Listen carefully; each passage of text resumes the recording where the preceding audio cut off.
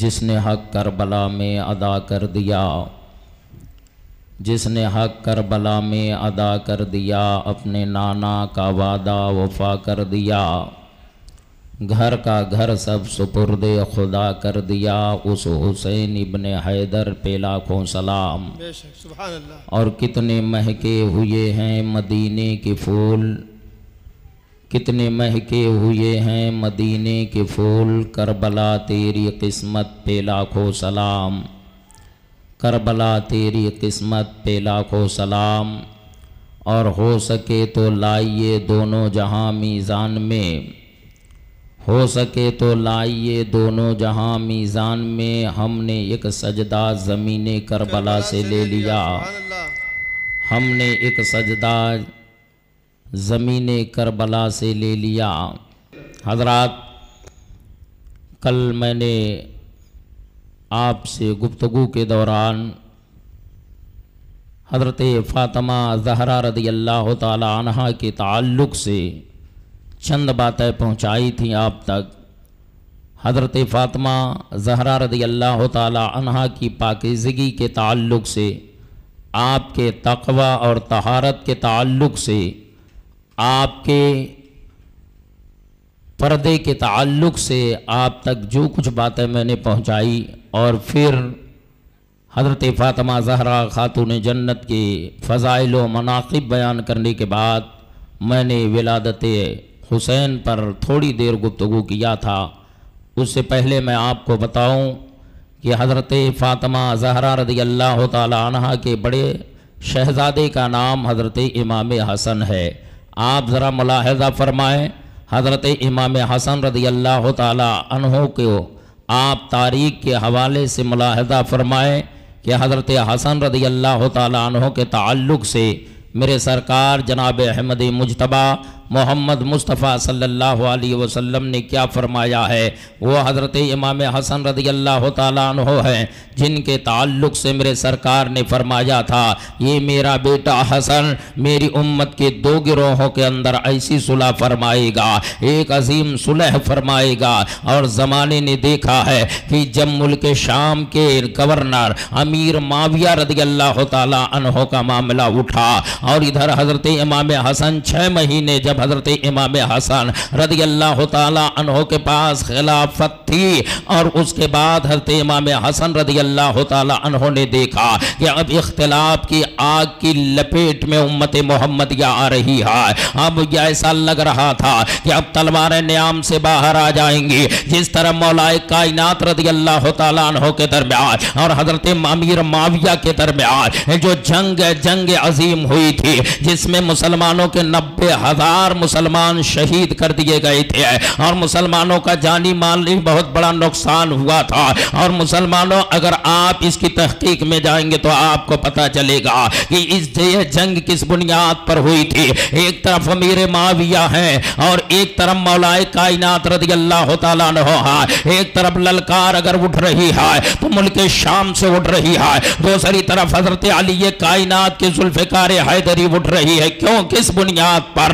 تو اس کا مقصد میں آپ کو بتا دوں، اس کا مطلب کیا تھا، یہ جنگ کیوں آئی ہے، ہمارے وجود میں یہ جنگ کیوں لائی گئی ہے، میں آپ کو بتاؤں پیارے۔ یہ جنگ جو حضرت امیر معاویہ کے درمیان اور مولا کائنات کے درمیان ہوئی ہے، یہ اگر آپ کسی ایک کو برا کہیں تو آپ کے ایمان کی کمی ہے۔ اس جنگ میں نہ حضرت امیر معاویہ غلط پر ہے، نہ حضرت مولا کائنات غلط پر ہے۔ اپنے فیصلے پر قرآن کے روح کے مطابق حضرت امیر معاویہ بھی لشکر کشی کر رہے ہیں، اور ادھر حضرت مولا کائنات رضی اللہ تعالیٰ عنہ کی تلوار ذوالفقار حیدری اگر نیام سے باہر ہو رہی ہے تو یہ بھی حق پر ہیں۔ آپ کہو گے پھر دونوں جب حق پر ہیں تو اختلاف کس بات کا تھا؟ جب دونوں حق پر ہیں تو جنگ کس بات پر تھی؟ جب دونوں حق پر ہیں تو لڑائی کس بات کی تھی؟ تو تو میں آپ کو بتا دوں پیارے، حضرت عثمان غنی کے تعلق سے میں نے بتایا تھا کہ بلوائیوں نے آپ کے گھر کا محاصرہ 40 دن تک کیا تھا،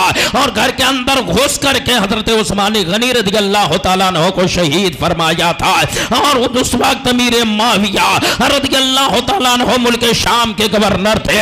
اب یہ حق پر کیسے ہیں آپ ملاحظہ کر لیں۔ حضرت امیر معاویہ رضی اللہ تعالیٰ عنہ حق پر اس بنیاد پر ہے کہ قرآن کا فیصلہ ہے، قرآن کہتا ہے قتل کے بدلے قتل کیا جائے گا، خون کے بدلے خون بہایا جائے گا، اور ادھر حضرت امیر معاویہ کی للکار اٹھ رہی ہے کہ جس نے حضرت عثمان غنی کو قتل کیا ہے اس کا قصاص لیا جائے گا، اس کو قتل کیا جائے گا۔ اور ادھر مولا کائنات رضی اللہ تعالیٰ عنہ فرما رہے ہیں کہ میں شک کی بنیاد پر مجرم کو گرفتار نہیں کر سکتا ہوں، شک کی بنیاد پر میں کسی کی جان نہیں لے سکتا ہوں، میں شک کی بنیاد پر کسی کا قتل نہیں کر سکتا ہوں۔ اسی معاملات کو لے کر کے مسئلہ الجھا تھا، اور اسی الجھے ہوئے مسئلے کو لے کر ادھر امیر معاویہ کھڑے ہو رہے ہیں، ادھر حضرت مولا کائنات کھڑے ہو رہے ہیں۔ اتنی عظیم اتنی بھیانک جنگ ہوئی ہے، یہ جنگ میں مسلمانوں کا اتنا بڑا نقصان ہوا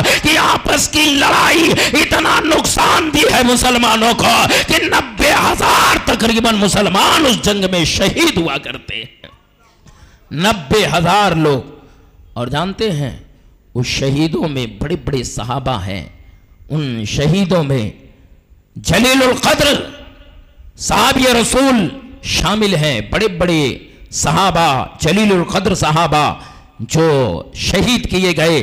بہرحال میں اس پر بہت لمبا اور چوڑا ایک تنبیہ باندھنے کی کوشش نہیں کروں گا، بلکہ صرف اتنا بتا دوں کہ امیر معاویہ رضی اللہ تعالیٰ عنہ کے درمیان مولا کائنات رضی اللہ تعالیٰ عنہ کے درمیان جو جنگ ہوئی ہے، آج اسی جنگ کو لے کر کے لوگ یہ کہتے ہیں کہ ماذ اللہ رب العالمین امیر معاویہ برے تھے، امیر معاویہ حق پر نہیں تھے، مولا کائنات حق پر تھے۔ میں آپ کو بتاؤں کہ جب یہی مولا کائنات رضی اللہ تعالیٰ عنہ کی فوج غالب آنے لگی تو اس وقت صلح کے لیے معاملہ طے ہو گیا کہ ہم صلح کے لیے تیار ہیں، لوگ بیٹھ گئے۔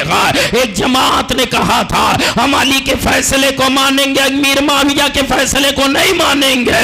اس جماعت کو سیانے علی کہا گیا ہے، وہ جماعت وہیں سے نکل جاتی ہے۔ ایک جماعت نے کہا تھا نہ ہم امیر معاویہ کے فیصلے کو مانیں گے، نہ ہم مولا کائنات کے فیصلے کو مانیں گے، یعنی جو فیصلہ امیر معاویہ کا ہوگا اسے بھی نہیں مانیں گے، جو فیصلہ مولا کائنات کا ہوگا ہم اسے نہیں مانیں گے۔ پھر مانیں گے کسے؟ انہوں نے کہا تھا جو اللہ کا حکم ہوگا ہم اسی کے فیصلے کو مانیں گے، نہ امیر معاویہ کا فیصلہ مانا جائے گا، نہ مولا کائنات کا فیصلہ مانا جائے گا۔ اب یہ ہو گئی ہے کہ وہ جماعت اٹھ کر کے کھڑی ہوئی، اسی جماعت کو خارجی کہا گیا ہے، اور بعد میں مولا کائنات نے ان خارجیوں کو چن چن کر کے مارا ہے، ان خارجیوں کو ڈھونڈ ڈھونڈ کر کے مارا ہے۔ اسی جماعت کو خارجی کہا جاتا ہے، وہیں سے شیعان علی نکلی ہے جماعت، وہیں سے خارجی جماعت نکلی ہے۔ ایک جماعت بیٹھی رہی ہے جنہوں نے کہا تھا جو علی کا فیصلہ حق ہوگا ہم اسے تسلیم کر لیں گے، اگر امیر معاویہ کا فیصلہ حق ہوا تو ہم اسے بھی تسلیم کر لیں گے۔ علماء فرماتے ہیں وہی جماعت اہل سنت والجماعت ہے۔ سبحان اللہ سبحان اللہ، وہی جماعت اہل سنت کی ہے جنہوں نے کہا تھا ہم علی کے بھی فیصلے کو مانیں گے، امیر معاویہ کے بھی فیصلے کو مانیں گے۔ بہرحال اب معاملہ یہ ہوا کہ مولا کائنات بہت ساری بات ہے، یہ ادھر حسن مجتبیٰ کے پاس خلافت پہنچی ہے۔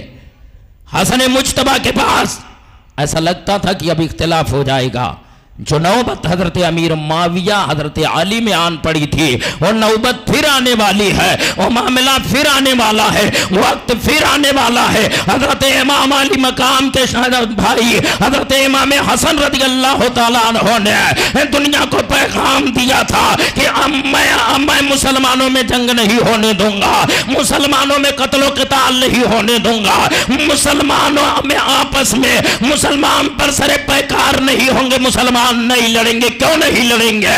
حضرت امام حسن نے فرمایا تھا کہ سنو میں امیر معاویہ سے صلح کرتا ہوا اور معاویہ کو خلافت واپس دیتا ہوا، وہیں سے خلافت امیر معاویہ کے پاس پہنچ جاتی ہے، وہیں سے خلافت امیر معاویہ کے پاس پہنچی ہے۔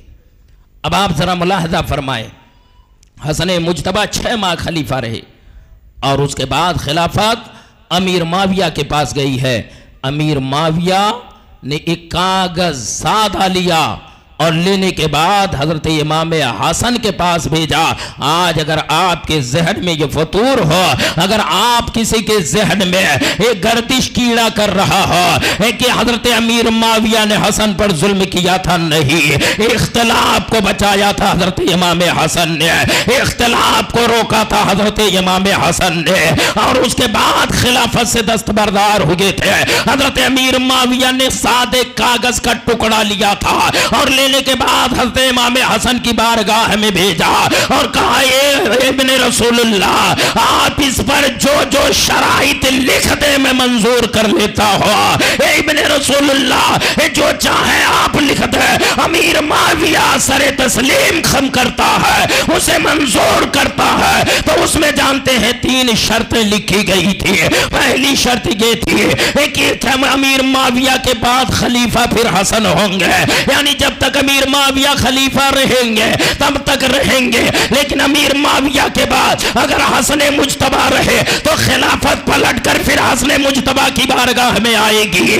اور دوسری شرط یہ تھی کہ اہل بیت رسول اللہ کے خرچ کا معاملہ امیر معاویہ کی طرف سے ہوگا۔ اس طرح کے 3 صلحنامے اور 3 شرائط حضرت امام حسن رضی اللہ تعالیٰ عنہ نے لگایا۔ امیر معاویہ نے آنکھیں بند کر کے ان تمام شرائط کو قبول فرمایا تھا اور اپنی دستخط بھی کیا تھا، اپنی مہر بھی لگائی تھی۔ وہ امیر معاویہ ہے۔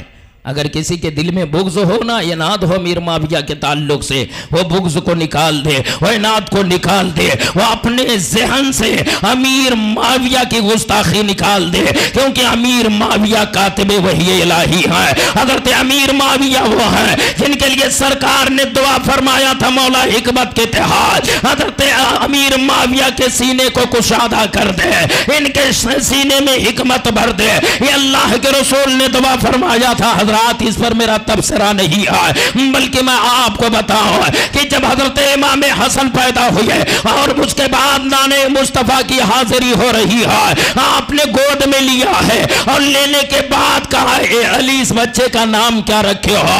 مصطفیٰ جان رحمن نے جب اتنا پوچھا تھا تو علی کائنات نے کہا، اس کا نام ان کا نانا رکھیں گے۔ میرے آقا نے فرمایا ان کا نام حسن رہے گا۔ اور جب حسین پیدا ہوئے گا تو میں اسی گفتگو پر کل اپنی تقریر کو ختم کیا تھا، یہیں سے اپنی تقریر کو ختم کیا تھا کہ حضرت ام فضل ہے، وہ خواب دیکھ رہی ہے، یا رسول اللہ صلی اللہ تعالیٰ علیہ وسلم، میں نے خواب دیکھا ہے کہ آپ کے جسم سے گوشت کا ایک ٹکڑا کاٹا گیا اور وہ ٹکڑا کاٹ کر سب سے پہلے میری گود میں رکھا گیا ہے۔ اللہ کے رسول نے فرمایا، اے ام فضل، تم نے خواب صحیح دیکھا ہے، اس کا مطلب یہ ہے، خواب کی تعبیر یہ ہے کہ میری شہزادی فاطمہ زہرا کے پیٹ سے ایک بچہ پیدا ہوگا، اس بچے کو جس خاتون کو سب سے پہلے گود میں لینے کا شرف حاصل ہوگا، یہ ام فضل وہ تمہاری ذات ہوگی، یہ ام فضل وہ تم ہوں گی۔ اور ہوا بھی یہی کہ جب حضرت فاطمہ زہرا کے گھر حضرت امام حسین پیدا ہوئے، حضرت امام حسین پیدا ہوئے تو سب سے پہلے جس خاتون نے حضرت امام حسین کو اپنی گود میں رکھنے کا شرف حاصل کیا، اس خاتون کا نام ام فضل ہے۔ حضرات اس کے بعد تھوڑی دیر میں بھاگتی ہوئی امام الانبیاء کی بارگاہ میں جاتی ہیں، عرض کرتی ہیں، یا رسول اللہ، یا حبیب اللہ، یا نبی اللہ، آپ کے بیٹی، آپ کے بیٹے علی کے گھر آپ کی بیٹی کے پیٹ سے ایک شہزادہ پیدا ہوا ہے، یا رسول اللہ۔ تب تک میرے آقا مسکرائے ہیں، اور مسکرانا کیا ہے، وہ مسکرائے جان سی کلیوں میں پڑ گئی، یہ لب کشا ہوئے کہ گلستہ بنا دیا۔ حضرت نبی کونین صلی اللہ علیہ وسلم مسکرائے گا، تب تک اللہ کا حکم ہوتا ہے، اے جبریل میرے سرکار کی بارگاہ میں جاؤ، اس سے پہلے تم کربلا جاؤ، کربلا سے مٹی لے کر میرے نبی کو دو اور کہو، یا رسول اللہ، جس نواسے کی پیدائش پر آپ مسکرا رہے گا، اور نماز آپ کا ایک دن آپ کی امت کے ہاتھوں میدان کربلا میں شہید کر دیا جائے گا، اور اس وقت یہ مٹی خون بن جائے گی۔ حضرات وہ مٹی جبریل امین نے آقا کریم صلی اللہ علیہ وسلم کو دیا ہے اور کہا یا رسول اللہ یہ کربلا کی مٹی ہے جس نواسے کے پیدائش پر آپ خوشی منا رہے ہیں، یا رسول اللہ آپ کا کلمہ پڑھنے والی امت، آپ کا کلمہ پڑھنے والی امت، آپ کا کلمہ اور آپ پر ایمان لانے کا دعویٰ کرنے والی آپ کی امت، آپ کے نواسے کو میدان کربلا میں ان کے خنجر ہوں گے، ان کے نیزے ہوں گے، ان کے بھالے ہوں گے، آپ کے بیٹے حسین کو شہید کر دیا جائے گا۔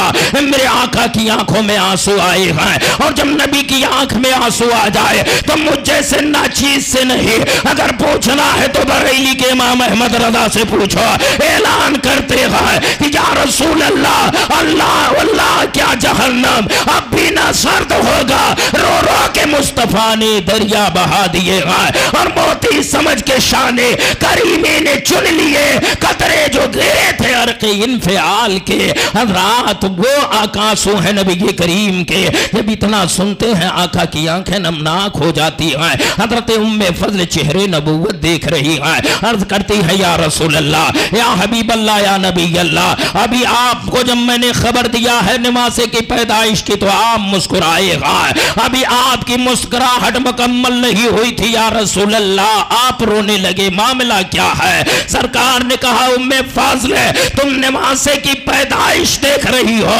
اور میں نواسے کی شہادت گاہ دیکھ رہا ہوں، حسین کی شہادت دیکھ رہا ہوں، ابھی جبریل امین نے ساری اطلاع مجھے دی ہے، اور وہ شیشی جس میں مٹی تھی اللہ کے رسول نے ام فضل کو عطا فرمایا، ارشاد فرمایا اے ام فضل جب یہ مٹی خون بن جائے تو سمجھ لینا کربلا میں میرا لال شہید کر دیا گیا، کربلا میں حسین شہید کر دیے گئے۔ حضرات امام علی مقام رضی اللہ تعالیٰ عنہ کی پیدائش ہوئی ہے، میرے آقا سرور کائنات احمد مجتبی محمد الرسول اللہ صلی اللہ تعالیٰ علیہ وسلم اپنی بیٹی فاطمہ کے گھر تشریف لے جاتے ہیں، اس وقت امام حسین کو مولا کائنات گود میں لے کر کے علی کائنات مصطفیٰ کو دے رہے ہیں۔ مصطفیٰ جان رحمت نے پوچھا علی اس بچے کا نام کیا رکھے ہو، اس بچے کا نام کیا رکھا گیا ہے؟ تو حضرت علی نے کہا تھا یا رسول اللہ اس کا نام اس کے نانا رکھیں گے، تو جانتے ہو حضرت حسن کا نام شبر رکھا تھا، اور آپ کا نام نانے مصطفیٰ نے شبیر رکھا ہے، یعنی شبیر و شبر رکھا ہے۔ حضرات حسن مجتبی حسین کے بڑے بھائی، اور حسین جب پیدا ہوئے آقا نے نام رکھا ہے، اور نام رکھنے کے بعد اپنی زبان پاک کو حسین کے لبوں سے لگا دیا ہے، حسین چوس لو تمہیں طاقت کی ضرورت ہے، حسین چوس لو تمہیں قوت کی ضرورت ہے، حسین اسی حلق سے اپنے نبی کا لعاب جسم میں اتار لو، میں یہ حلق دیکھ رہا ہوں کہ اسی حلقوں پر یزیدی خنجر چلیں گے، حسین اپنے آپ کو مضبوط کر لو۔ آقا کریم صلی اللہ تعالیٰ علیہ وسلم نے اپنی زبان پاک کو حضرت حسین کی زبان منہ میں رکھ دیا، حسین چوس رہے گا۔ اس کے بعد نبی کریم صلی اللہ علیہ وسلم نے حضرت امام حسن حضرت امام حسین رضی اللہ تعالیٰ عنہ کے داہنے کان میں اذان دیا ہے اور بائیں میں تکبیر دیا، نام رکھا ہے، اور اپنے نمازوں سے اتنی محبت فرمایا ہے، اتنی محبت فرمایا ہے کہ میں آپ کو بتاؤں میرے اللہ نے محمد عربی روحی فدا صلی اللہ علیہ وسلم کو بھی ایک بیٹا عطا فرمایا تھا، جس بیٹے کا نام میں نے ابراہیم بتایا تھا، میں نے اس بات کو آپ تک پہنچا دیا ہے۔ بہرحال حسین سے نبی کی کتنی محبت ہے ملاحظہ کرا ہے کہ حضرت حسین اور حضرت ابراہیم جو نبی کے شہزادے ہیں دونوں ساتھ میں کھیل رہے ہیں، اور نبی کے چہرے پر مسکراہٹ ہے، نبی دیکھ رہے ہیں، حسین کا چہرہ دیکھ رہے ہیں، ابراہیم کا چہرہ دیکھ رہے ہیں۔ اللہ نے جبریل کو کو بھیجا, کہا جا کر کے محبوب سے کہہ دو کہ ان دونوں میں سے آپ رکھنا کس کو چاہتے ہیں, حسین کو رکھنا چاہتے ہیں یا پھر آپ ابراہیم کو رکھنا چاہتے ہیں. مسلمانوں اب فیصلہ مصطفیٰ پہ دے دیا گیا ہے, آقا کریم پر دے دیا گیا ہے, امام الانبیاء پر فیصلہ آ گیا ہے. اب آپ ملاحظہ فرمائے, جب نبی پر فیصلہ آ گیا ہے کہ آپ یا تو ابراہیم کو رکھا ہے یا حسین کو رکھا ہے, دونوں کو نہ رکھیں بلکہ ایک کو واپس کر دیا جائے, تو قسم خدا کہ میرے محبوب نے اب تھوڑی دیر سوچا تھا کہ اگر ابراہیم کو دیتا ہو تو یہ میرا بیٹا ہے, اس کا غم مجھ پر تنہا ہوگا, اگر حسین کو دیتا ہو تو یہ غم مجھے بھی ہوگا, اس کا غم فاطمہ کو بھی ہوگا, اس کا غم علی کو بھی ہوگا. اس لیے میرے آقا نے فرمایا میں حسین کو قبول کرتا ہوں, حسین کو میں قبول کرتا ہوں. اے جبریل رب کی بارگاہ میں عرض کر دو میرے بیٹے ابراہیم کو لے لے. 3 دن کے بعد حضرت ابراہیم بیمار ہوتے ہیں اور روح کب سے انصری سے پرواز کر جاتی ہے. حضرات تاریخ گواہ ہے, آپ کتابوں کو پڑھو تو پتہ چلے گا کہ حسین پر میرے مصطفیٰ نے اپنی اولاد کو قربان کیا ہے.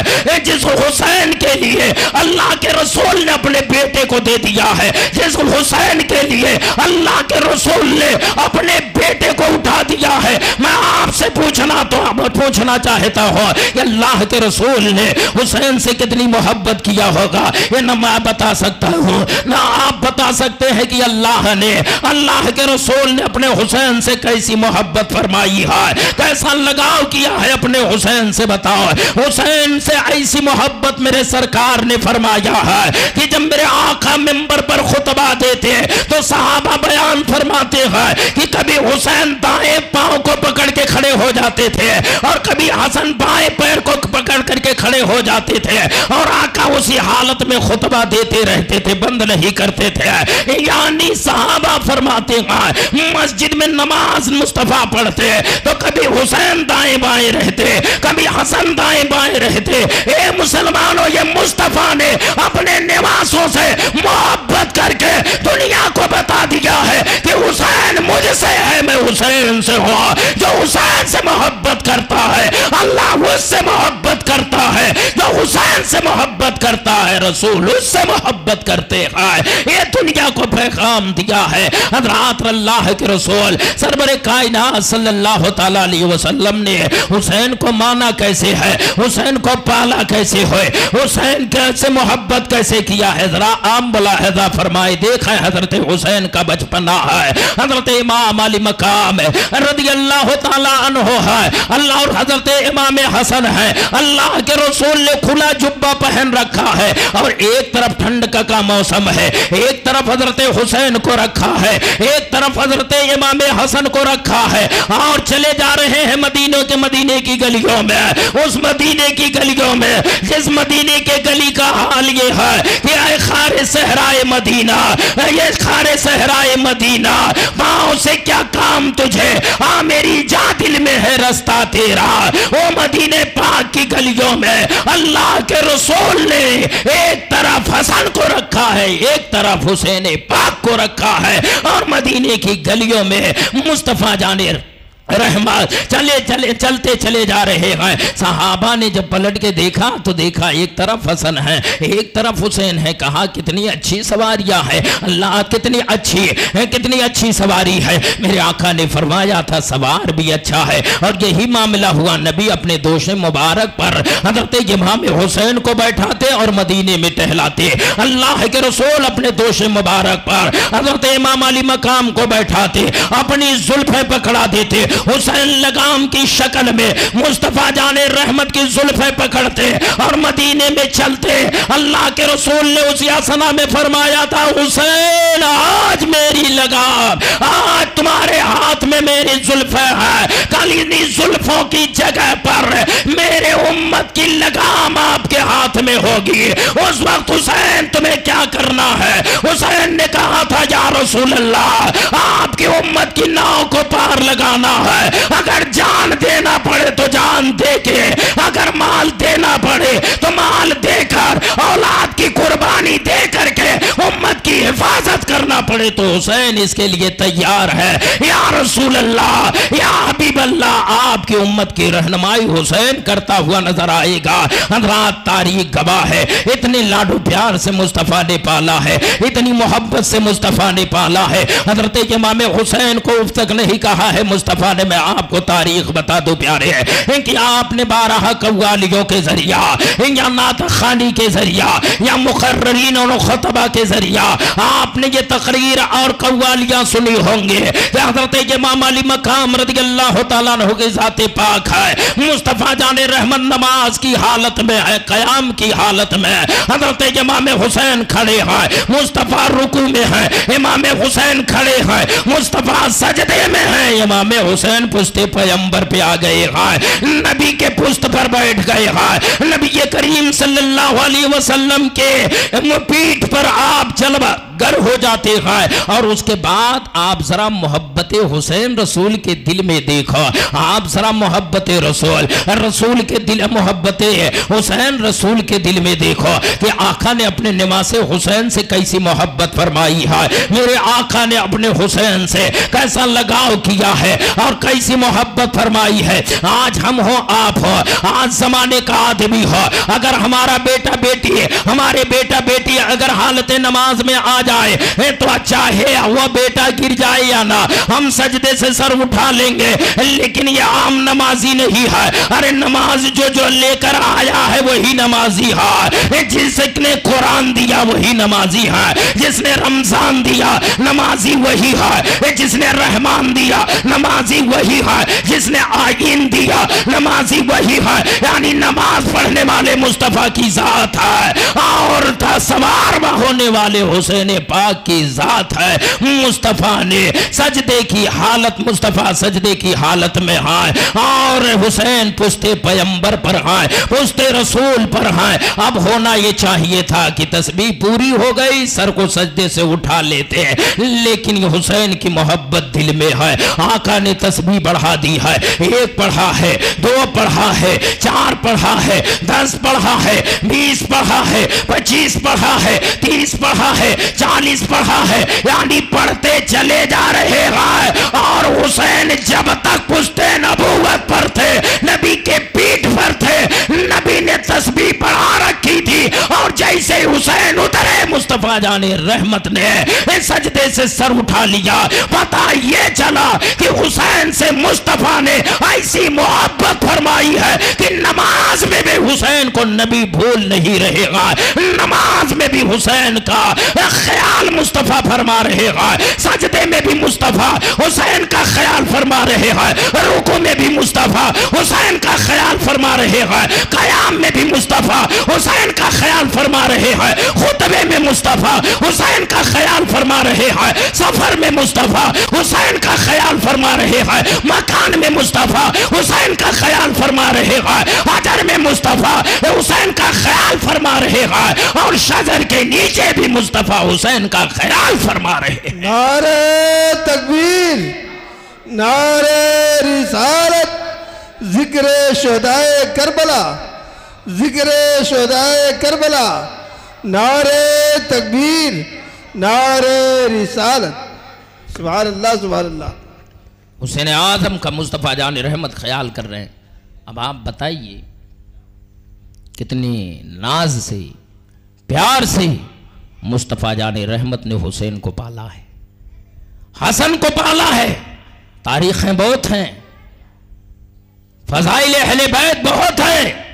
جانتے ہیں یہی جب نجران کی یہودیوں نے مصطفیٰ کو چیلنج کیا تھا کہ آپ مباہلہ کر لیں، ہم حق پر ہیں کہ آپ حق پر ہیں، اگر آپ اللہ کے نبی ہیں تو ہم سے مباہلہ کریں۔ ایک ہوتا ہے مناظرہ اور ایک ہوتا ہے مباہلہ۔ مناظرہ یہ ہوتا ہے کہ دلائل سے بات کی جائے، دلیل سے بات کی جائے، میں آپ کی بات کو غلط کروں، آپ میری بات کو غلط کریں، یہ دلیل باتیں ہوتی ہیں۔ ایک ہوتا ہے مباہلہ جس میں دلائل کی ضرورت نہیں ہوتی ہے۔ مباہلہ مطلب یہ ہوتا ہے جیسے آگ جلا دی جائے اور میں آپ سے کہوں اگر تمہارا دین حق ہے تو تم بھی آگ میں چلو، میرا دین حق ہے تو میں بھی آگ میں چلتا ہوں، آگ جسے جلا دے اس کا دین باطل ہے، آگ جس کے بچا لے اس کا دین حق ہے۔ اس لیے مباہلہ کا معاملہ آیا تھا نجران کے یہودیوں سے، نجران کے لوگوں سے۔ جب مصطفیٰ جان رحمت کا رحمت صلی اللہ علیہ وسلم کا معاملہ آیا کہ مباہلہ کیا جائے تو اللہ کے رسول سرور کائنات سے کہا گیا تھا، عیسائیوں نے کہا تھا اے اللہ کے نبی آپ بھی اپنے لوگوں کو لے کر کے آئے، اے محمد آپ بھی اپنے گھر والوں کو لے کر کے آئے، ہم بھی اپنے گھر والوں کو لے کر کے آتے گئے۔ اور مصطفیٰ جان رحمت جب گھر گئے گئے تو جانتے ہو مصطفیٰ کس کس کو لے رہے گا؟ یہی تو مصطفیٰ کے گھر والے ہیں، جس کو مصطفیٰ لے رہے ہیں، جس کو مصطفیٰ لا رہے ہیں، یہی مصطفیٰ کے گھر والے ہیں۔ اللہ کے رسول پہنچے ہیں، اینا علی بن ابی طالب، علی بن ابی طالب کہا ہے لبیک یا رسول اللہ، میں حاضر ہوں۔ علی نے فرمایا علی آ جاؤ۔ حضرت فرمایا فاطمہ کہاں ہے؟ لبیک یا رسول اللہ کا فاطمہ آ جاؤ۔ حسن کہاں ہے؟ یا رسول اللہ حاضر ہو۔ کہا آ جاؤ۔ حضرت حسن کہاں ہے؟ آ جاؤ۔ یعنی حضرت علی بھی ہے، حضرت فاطمہ بھی ہے، حضرت حسن بھی ہے، حضرت حسین بھی ہے، اور پانچواں محمد عربی کی ذات پاک ہے، نبی ہے، علی ہے، فاطمہ ہے، حسن ہے، حسین ہے۔ انہی پانچ نفوس قدسیہ کو پنجتن پاک کہا جاتا ہے، انہی پانچ کو پنجتن پاک کہا جاتا ہے۔ اور آگے آگے مصطفیٰ، آگے آگے مصطفیٰ، اس کے بعد ایک قافلہ علی، فاطمہ، حسن، حسین کا قافلہ جب نجران کے یہودیوں کے قریب پہنچا تو یہودیوں نے نگاہ اٹھائی، اور نگاہ اٹھانے کے بعد نبی کو دیکھا۔ درود پاک پڑھ اللہم صلی سیدنا مولانا محمد وعلی آل سیدنا مولانا محمد مبارک وسلم صلو علیہ الصلوۃ والسلام علیہ انبیاء کو دیکھا ہے، مولا کائنات کا چہرہ دیکھا ہے، حضرت حسن کو دیکھا ہے، حضرت حسین کو دیکھا ہے۔ تو ان لوگوں نجران والوں نے کہا تھا اے لوگ ان سے مباہلہ نہ کیا جائے۔ ان کے پیشواؤں نے کہا تھا کہ قسم خدا کی میں ان میں ایسے چہرے دیکھ رہا ہوں کہ اگر نبی نے دعا کر دیا اور جو چھوٹے چھوٹے بچے ہیں اگر انہوں نے آمین کر دیا تو صبح قیامت تک کے لیے ہمارا خاتمہ طے ہو جائے گا، ہم دنیا میں باقی نہیں رہیں گے۔ مسلمانوں ان جانے والوں میں آپ پھر یاد کر لیں، مصطفیٰ ہے، حسن ہے، حسین ہے، علی ہے، فاطمہ ہے، یہی پنجتن پاک ہے۔ اب آپ ذرا ملاحظہ فرما لیں، حسین کتنی شان والے ہیں، حسن کتنی شان والے ہیں۔ مسلمانوں وقت آیا ہے حضرت امام حسین پروان چڑھ رہے ہیں، وقت آیا حضرت امام حسن پروان چڑھ رہے ہیں۔ اور ادھر میں نے بتایا ہے کئی دنوں کے پہلے میں نے تقریر کے دوران کہا ہے کہ حضرت علی کی شہادت ہوئی ہے، حضرت فاطمہ کا انتقال ہو گیا ہے، اور ادھر معاملہ امیر معاویہ سے جو حضرت امام حسن کا معاملہ چل رہا تھا، صلح میں تبدیل یہ معاملہ ہو گیا ہے۔ صلح حضرت امام حسن نے پیش کر دیا ہے اور اپنے نبی کی حدیث پر مہر لگا دیا ہے۔ نبی نے فرمایا تھا کہ میرا حسن مسلمانوں میں ایسی صلح فرمائے گا کہ جو تلوار بہنے سے رک جائے گی، تلوار کی دھاریں روک دی جائیں گی، قتل و قتال روک دیا جائے گا۔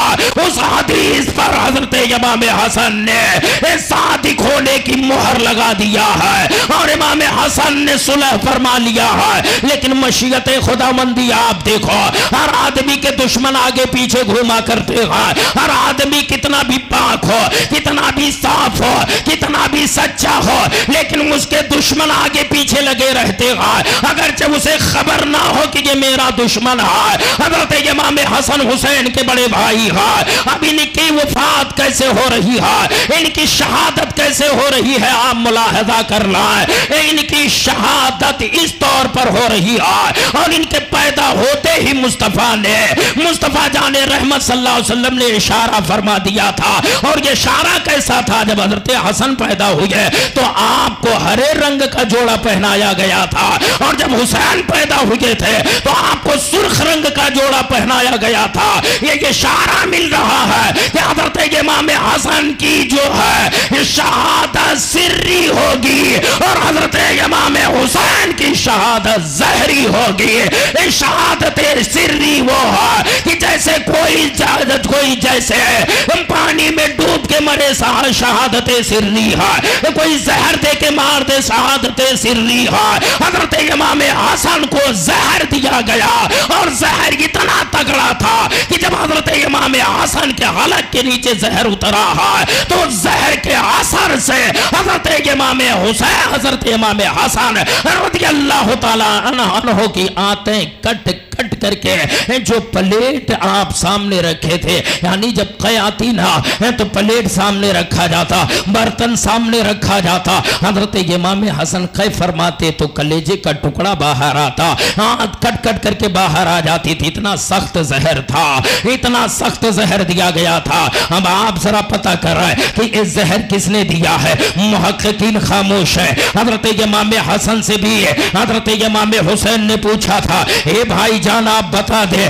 کہ آپ کو زہر کس نے دیا ہے, آپ کو زہر کس نے پلایا ہے. اس وقت میرے حسن نے کہا تھا, اے حسین تم بدلہ لوگے, تم میرے بدلے میں تم اسے قتل کرو گے. اے امام حسین میں شک کی بنیاد پر کسی کو کی طرح اشارہ نہیں کرنا چاہتا ہوں, شک کی بنیاد پر میں کسی کا قاتل نہیں بننا چاہتا ہوں, کسی کے قتل کا سبب نہیں بننا چاہتا ہوں. اے حسین اگر جس پر میرا شک ہے اگر وہی میرا قاتل ہے تم اپنے اللہ پر اس کو چھوڑتا ہو, جزا اور سزا میرا اللہ اس کو عطا فرمائے گا. حضرت امام حسن نے اتنا کہا تھا. اب آج بعض کتابوں میں بعض روایتوں میں اہل تشیع نے روایتوں کو گڑھا اور بنایا اور کہا کہ حضرت امام حسن کو زہر دینے والی حضرت جودہ ہے. یہ حضرت جودہ کون ہے؟ حضرت امام حسن مجتبی کی بی بی ہے. میں آپ سے عرض کرنا چاہتا ہوں, نبی آخر الزمان کا فرمان ہے, خاتم پیغمبرہ کا فرمان ہے, اے قول محمد قول خدا, فرمان نہ بدلا جائے گا, بدلے گا زمانہ لاکھ مگر قرآن نہ بدلا جائے گا.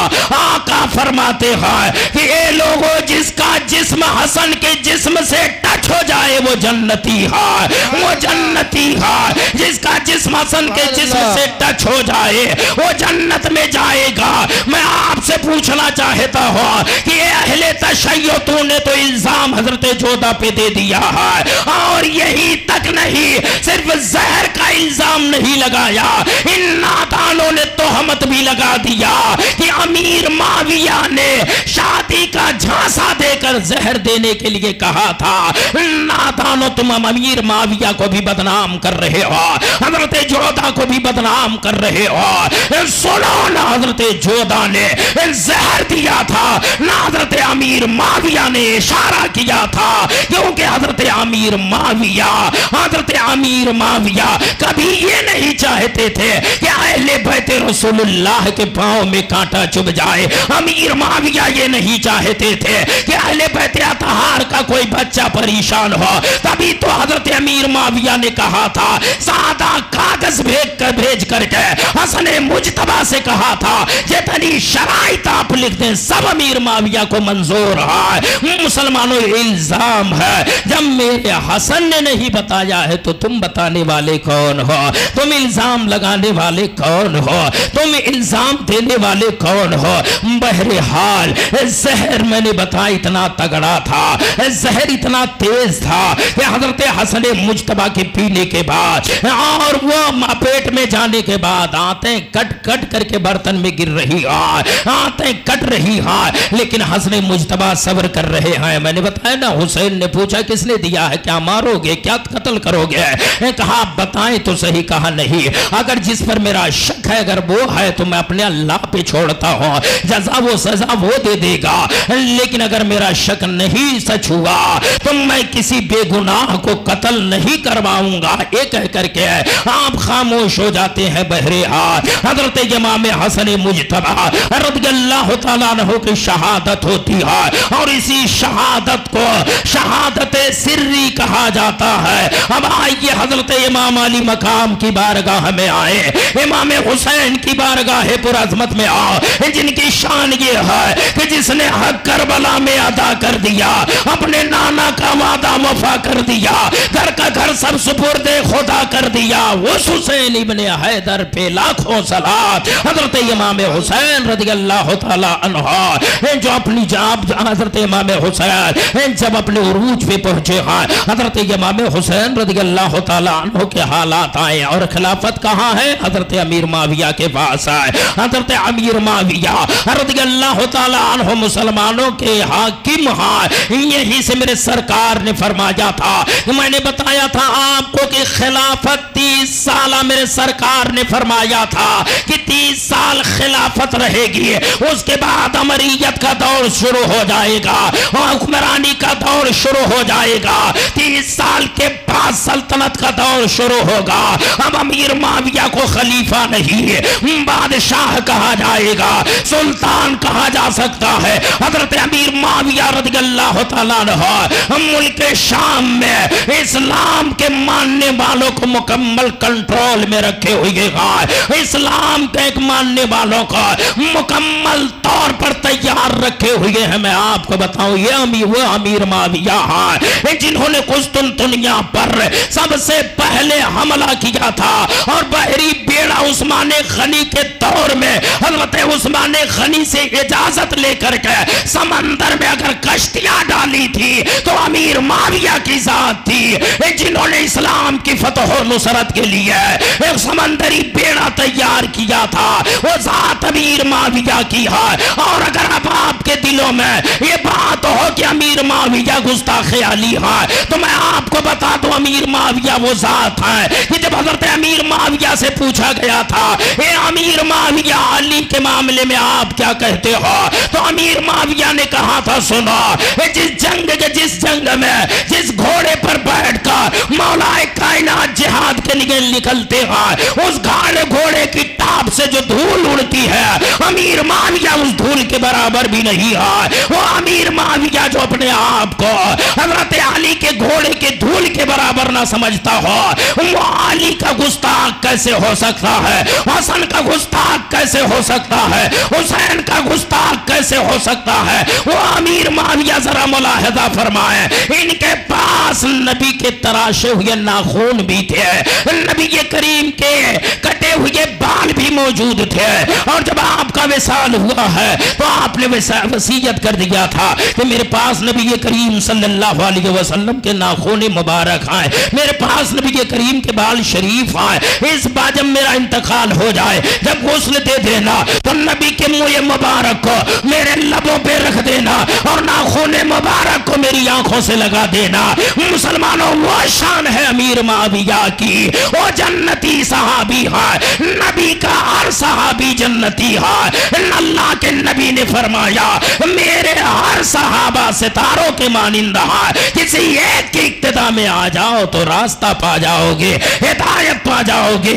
بہرحال امیر معاویہ کے تعلق سے گفتگو کی کا وقت نہیں ہے، میں نے اشارہ کر دیا تاکہ آج جو بھونکنے والے کتے بھونکتے ہیں، امیر معاویہ کی شان میں بھونکتے ہیں، ہم امیر معاویہ کی شان گھٹاتے ہیں، ان کو بات سمجھ میں آ جائے، اور جب آپ کے سامنے بھونکا ہے تو ان کی زبان کو نکال کر چوراہوں پہ جلانے کی طاقت رکھو، اور ان کی تحریروں کو پھاڑنے کی طاقت رکھو۔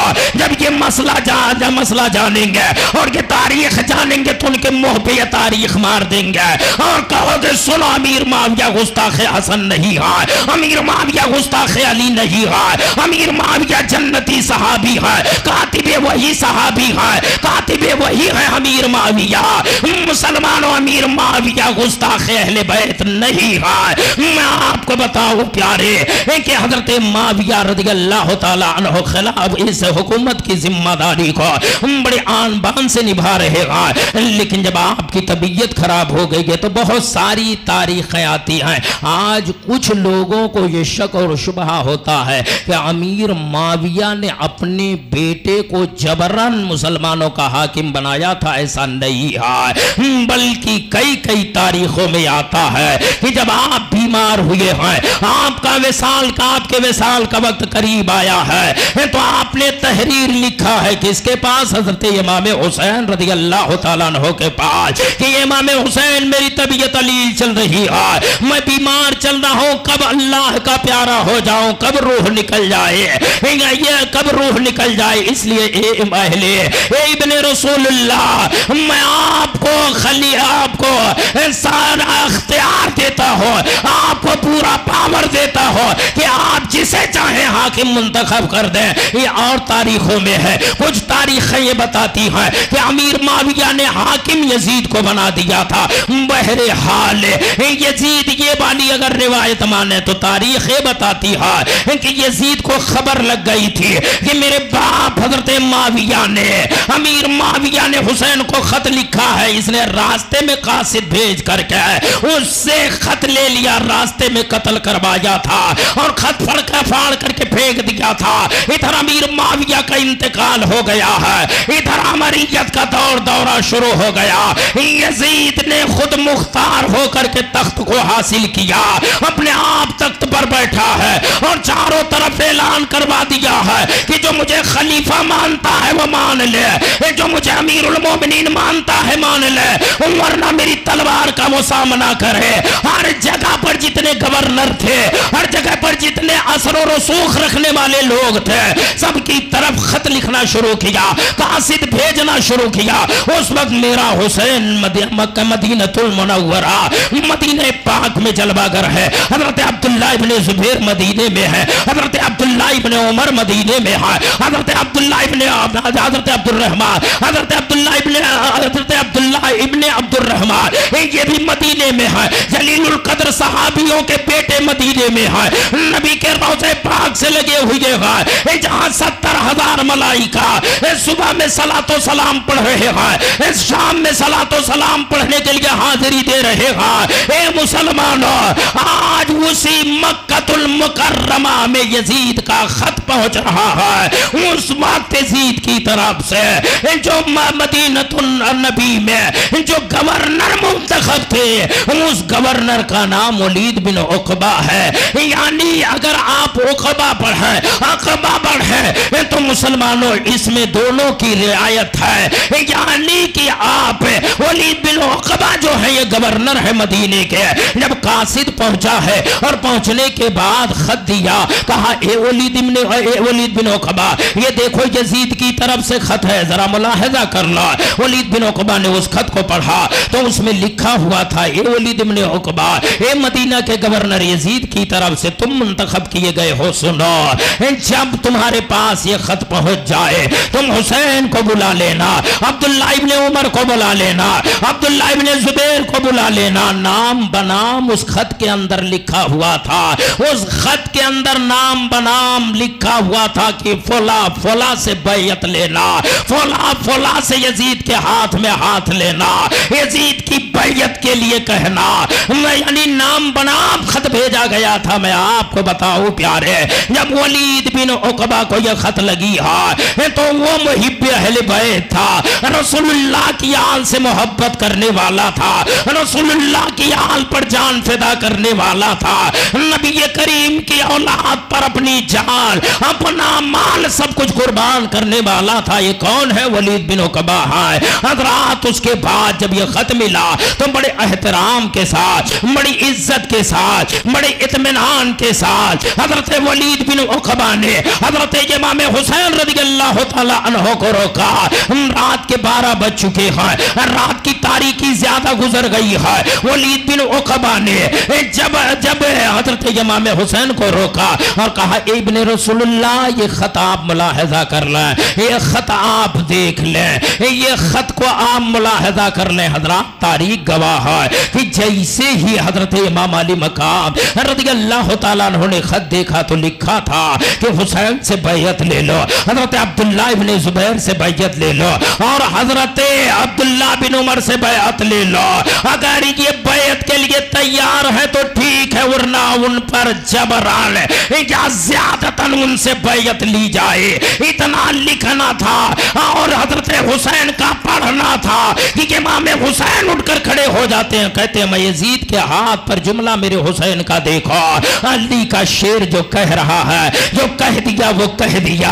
اسی لیے تو میں کہتا ہوں پیارے، میرا حسین کتنا سچا تھا، میرا حسین کتنا اعلیٰ ہے، میرا حسین کتنا افضل ہے۔ میں آپ کو ایک بات بتا دوں، یہی حسین ہے، حضرت عبداللہ ابن عمر ہیں، یہ حضرت عبداللہ ابن عمر یہ ہمجولی ہیں حضرت امام حسین کے۔ ایک کھجور پکی ہوئی ہے، ایک کھجور کا درخت ہے، اوپر کھجور پک گئی ہے، حضرت عبداللہ تھوڑے بڑے تھے، حضرت حسین نے کہا تم چڑھ جاؤ اور کھجور نیچے گراؤ، میں بھی کھاؤں گا، اوپر تم بھی کھانا، نیچے میں بھی کھاؤں گا۔ بچے تھے، معاملہ طے ہو گیا۔ حضرت عبداللہ ابن عمر اوپر چڑھ گئے اور جو کچی کھجوریں تھی وہ حسین کے لیے پھینکتے تھے، اور جب پکی ہوئی کھجوریں تھیں وہ حضرت عبداللہ ابن عمر اوپر کھا لیتے تھے۔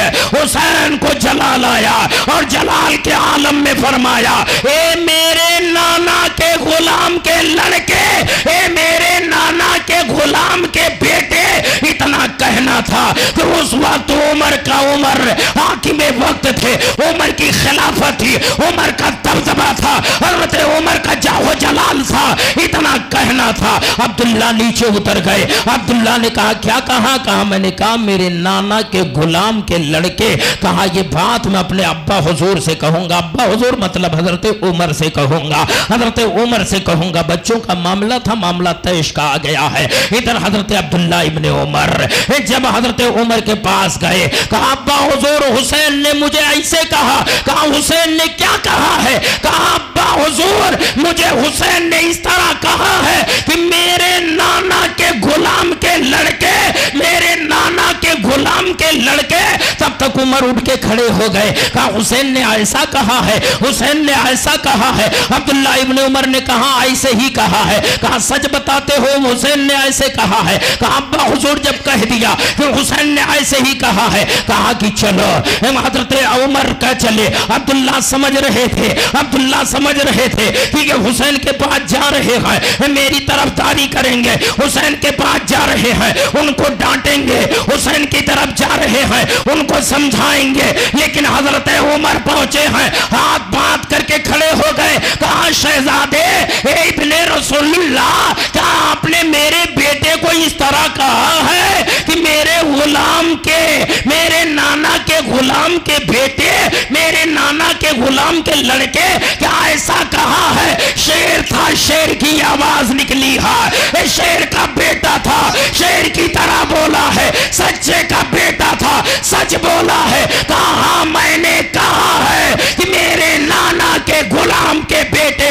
کہا حسین اگر آپ نے کہا ہے تو لکھ کر دے سکتے ہو۔ قلم اٹھا لیا اور لکھنا شروع کیا، میرے نانا کے غلام کے بیٹے، میرے نانا کے غلام کے بیٹے، میرے نانا کے غلام کے بیٹے۔ حضرت عمر نے کہا مجھے دے دو، حسین نے دے دیا۔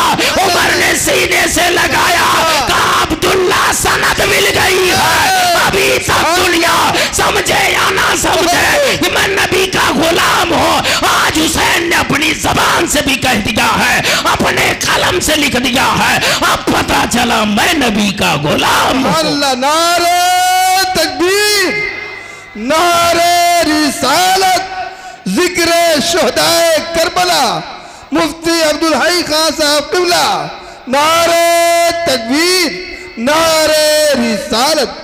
سبحان اللہ سبحان اللہ۔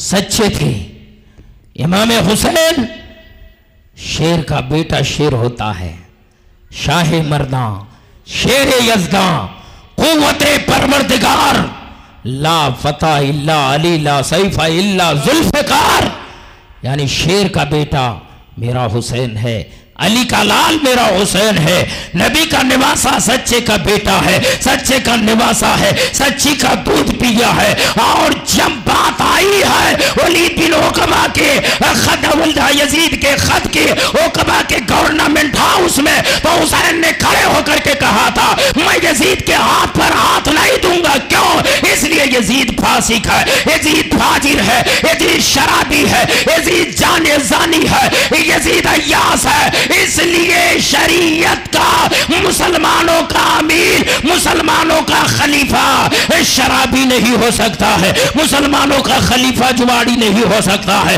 मुसलमानों का अमीर अय्यास नहीं हो सकता है, मुसलमानों का अमीर, मुसलमानों का अमीरुल मोमिनीन, मुसलमानों का अमीर कोई ज़िनाकार नहीं हो सकता है, शराबी नहीं हो सकता है। शेर की औलाद थे, शेर की तरह गरज कर गवर्नमेंट हाउस से जाने लगे। तब तक मरवान ने कहा था पकड़ लो, सख्ती करो, वरना जब हाथ से निकल जाएंगे तो कुछ भी हाथ नहीं आने वाला है, ये हुसैन आए। तब तक कसम खुदा की। इसीलिए तो मैं कहता हूँ अली का घर वो घर है कि जिस घर का हर एक बच्चा जहां पैदा हुआ शेर खुदा मालूम होता है। हजरत हुसैन पलट गए, कहा मरवान तू मुझे गिरफ्तार करेगा, मरवान तुझ मुझे मारेगा। इतना कहना था, मरवान कांप गया है। और इधर मामला ये हुआ कि मरवान कहने लगा ये इब्ने रसूलुल्लाह नहीं। इधर वलीद बिन उकबा खड़ा हो गया, या इब्ने रसूलुल्लाह आप जाए, आप रात भर का टाइम है, आप कल रात आकर के मुझे इत्तला दे दे। हुसैन जाते जाते कहते जा रहे हैं कि जो जवाब आज मेरा है वही जवाब कल होगा। अगर साल बर्बाद भी पूछो तो हुसैन का वही जवाब होगा कि हुसैन किसी फासिक के हाथ में हाथ नहीं देगा, किसी फाजिर के हाथ में हाथ नहीं देगा, किसी शराबी के हाथ में हाथ नहीं देगा, किसी अय्याश के हाथ में हाथ नहीं देगा। जो जवाब आज मेरा है वही कल होगा। हज़रात उसके बाद वलीद बिन उकबा ने कहा ए हुसैन अच्छी तरह सोच लो। हम मामला वलीद बिन उकबा की तरह हम बारहा खताने लगे, हुसैन पर सख्ती करो, हुसैन पर सख्ती करो, हुसैन को दबाव में लाओ। लेकिन वलीद बिन उकबा ये मुहिब्बे अहले बैत थे, दबाव डाल नहीं पा रहे थे। अब खत सिर्फ हजरत हुसैन को दिखाते, ए इब्ने रसूलुल्लाह मुझ पर सख्ती की जा रही है, ए इब्ने रसूलुल्लाह मुझ पर दबाव बनाया जा रहा है। आप ही कोई तरतीब निकाल लें, आप ही कोई तरीका निकाल लें जिससे मैं भी महफूज रहूं, आप भी महफूज रहें। इमाम हुसैन रज़ियल्लाहु ताला अन्हु ने जो तरीका निकाला है वो तरीका बिल्कुल अनोखा है। इमाम हुसैन ने जो तरीका निकाला है वो तरीका बिल्कुल अलग है। इमाम हुसैन रज़ियल्लाहु ताला अन्हु ने ऐलान कर दिया कि मदीनतुर रसूल में छोड़ दूंगा, मैं अपने नाना की गलियां छोड़ दूंगा, मैं अपने नाना का रोजा छोड़ दूंगा, अपने मकान को छोड़ करके चला जाऊंगा। क्यों? लोगों ने कहा ए इब्ने रसूलुल्लाह आप मदीने से ना जाएं, नाने मुस्तफा का रोजा छोड़ करके ना जाएं। इब्ने रसूलुल्लाह हुसैन ने कहा था कि मैं अपने नाना से सुना हो कि एक दुम्बा ज़बा किया जाएगा यहाँ पर जिससे माहौल खराब होगा, कहीं वो दुम्बा मैं ना हो जाऊं, इसलिए मैं उससे पहले कि यजीद का हमला मदीने पर हो हुसैन मदीना छोड़ करके चला जाएगा। ए मुसलमानों सुनो, आज इरादा कौन कर रहा है? मदीना छोड़ने का इरादा कौन कर रहा है? मदीना छोड़ने का इरादा वो लाल कर रहा है जिस लाल को रसूलुल्लाह ने उंगली पकड़कर मदीने में घुमाया है, जिसके नाने पाक का रोजा मदीने में है, जिनकी माँ की कब्र मदीने में है, जिनके बाप की कब्र मदीने में है। आज इन रोजों को छोड़ करके इमाम हुसैन रज़ियल्लाहु ताला अन्हु जाने का फैसला कर रहे हैं और वो मदीना छोड़ने का फैसला कर रहे हैं, वो मज़ार मुस्तफा छोड़ने का फैसला कर रहे हैं जिस मज़ार मुस्तफा पर 70,000 मलाइका सुबह में हाजिरी दे रहे हैं, 70,000 मलाइका शाम में हाजिरी दे रहे हैं। आज रोज़े मुनव्वर को छोड़ कर जाने का इरादा ارادہ کر لیا ہے، اپنے گھر گئے اور جانے کے بعد عورتوں کو اکٹھا کیا، خواتین کو اکٹھا کیا، اکٹھا کرنے کے بعد کہا تھا اے بانوان طہارت آپ سب اکٹھا ہو جاؤ اور رخت سفر باندھ لو، اب ہم مدینہ میں نہیں رہیں گے، مدینے کی گلیاں ہمارے لیے تنگ ہو رہی ہیں، مدینے کی گلیاں اور کوچے ہمارے لیے تنگ ہو رہے ہیں، اور یہی وہ مدینہ ہے جب میرے نانے مصطفیٰ نے قدم رکھا تھا تو بچیاں باہر نکل کر کے کہی تھی طلع البدر علینا من ثنیات الوداع وجب الشکر علینا ما دعا للہ داعی، ارے یہی وہ مدینہ ہے کہ جب مصطفیٰ نے قدم رکھا تھا تو ہر آدمی اپنے گھر بیٹھانے کا خواہاں تھا، آج اسی مدینے کو نبی کا نواسہ چھوڑ کر جانے والا ہے، آج اسی مدینے کو ہمیشہ ہمیشہ کے لیے حسین آل حسین چھوڑ کر جانے والے ہیں۔ میں آپ سے عرض کرنا چاہوں گا پیارے، وہ کیسا سما رہا ہوگا، وہ کیسا وقت رہا ہوگا جب حسین کے دل نے کہا ہوگا کہ یہ حسین مدینہ چھوڑ دو، اے حسین مدینے کو چھوڑ دو۔ مسلمانوں یہ حسین تم نے برداشت کیسے کیا ہوگا کہ آج ہندوستان سے لوگ لاکھوں روپیہ خرچ کر کے نبی کے روضے کی طرف پہنچ رہے ہیں، دنیا کے کونے کونے سے لوگ پہنچتے نظر آ رہے ہیں اور اپنے دلی عقیدے کا اظہار کر رہے ہیں، پلٹ کر آج یوں کیوں آ گئے شہر مدینہ سے؟ تمہیں تو ان کے دیار میں مر جانا چاہیے، تم کو اسی دیار میں مر جانا چاہیے، اور روضہ مصطفیٰ ہے کہ پلٹ کر آ گئے کیوں حاجیوں شہر مدینہ سے؟ تم کو اسی دیار میں مر جانا چاہیے۔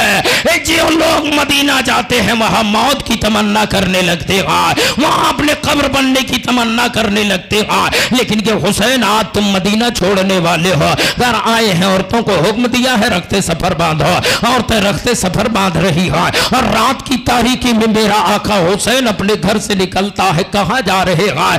ان ذرا پوچھو امام حسین سے آج رات کی تاریکی میں میرا امام کہاں جا رہا ہے، میرا امام کہاں جا رہا ہے؟ تو مورخ لکھتا ہے کہ حسین آج اپنے مکان سے رات کی تاریکی میں سب سے پہلے اپنے ماں کی قبر پر پہنچ رہے ہیں، جنت البقیہ جا رہے ہیں، اپنے ماں کے کشرخانے بیٹھ گئے ہیں، رونا شروع کیا ہے، ماں نانا کا مدینہ مجھ سے چھوڑ رہا ہے، ظالموں نے مجھے چھڑوا دیا ہے، آج مدینہ چھوڑ کر تیرا حسین جا رہا ہے، یہ ماں تو اپنی دعاؤں سے مجھے نماز دے، اے ماں تیرے حسین سے مدینے کی گلیاں چھوٹ رہی ہیں، مدینے کی خوشبوئیں چھوٹ رہی ہیں، مدینے کی ہوائیں فضائیں چھوٹ رہی ہیں، مدینے کے باغ و بہار چھوٹ رہے ہیں، اے ماں وہی مزار مصطفیٰ ہے کہ جو مرجع خلائی کا ہے، کہ جس روضہ پاک سے آواز آتی ہے کہ نشان منزل مقصود ہے میری تربہ،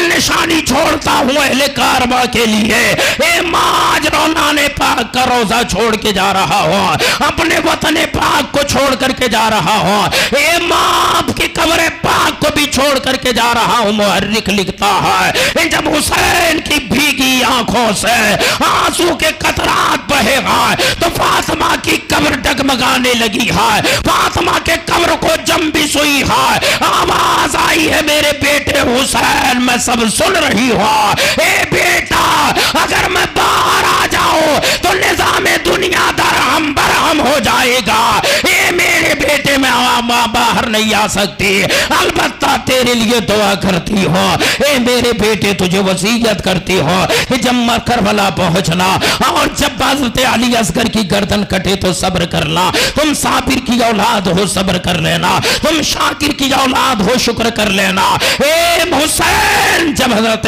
علی اصغر کا حلق کٹے تو حسین ایسے میں صبر کر لینا، عباس کا بازو کٹے حسین صبر کر لینا، حضرت قاسم کی جوانی لٹے حسین صبر کر لینا، یہ حسین میدان کربلا میں جب گلشن فاطمہ کے پھول کملانے لگے، گلشن فاطمہ کو یہ یزیدی تار تار کرنے لگے تو یہ حسین صبر کر لینا، اور یہ حسین تم مت سمجھنا کربلا میں تو اکیلا ہے، تیری ماں جب تیری گردن کٹے گی تو اپنے آنچل کو پھیلا کر تیری گردن کو اپنی گود میں لینے کے لیے تیری ماں حاضر رہے گی، اے میرے بیٹے حسین جا کہیں ایسا نہ ہو کہ مجھے قبر سے باہر آنا پڑے اور نظام دنیا درہم برہم ہو جائے۔ حضرت امام حسین بھیگی ہوئی پلکوں کی چھاؤں میں اپنی ماں کو آخری سلام پیش کیا ہے، اور اس کے بعد پھر حسن مجتبیٰ کی بارگاہ میں گئے ہیں، قبر پر گئے ہیں، وہاں سلام کیا، اے میرے بھائی ہم دونوں ساتھ ساتھ کھیلے ہیں،